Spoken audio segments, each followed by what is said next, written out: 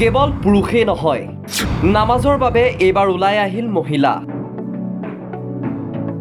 শ শ মহিলাই ঈদগাহ ময়দানত আদায় কৰিলে ঈদৰ সমূহীয়া নামাজ। এই দৃশ্য জুৰিয়াৰ আঞ্চলিক ঈদগাহ ময়দানত পুৰুষৰ সমান্তৰালভাৱে মহিলায়ো ওলাই আহিল ঈদৰ সমূহীয়া নামাজৰ বাবে।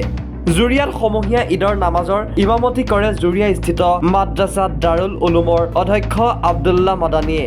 পুৰুষৰ সৈতে মহিলায়ো ঈদৰ নামাজত অংশগ্ৰহণ কৰাৰ নিৰ্দেশ আছে বুলি উল্লেখ কৰে আহলে হাদিছৰ জুৰিয়া আঞ্চলিকৰ ইমাম আব্দুল্লাহ মাদানীয়ে। বহুত মানুহে মহিলাসকলক গুমৰাহ কৰি ৰাখিছে, কিছুমান হদিছ কৈ পেলাই, কিন্তু মইতো নিজে হাদিছ ক'ব নোৱাৰোঁ।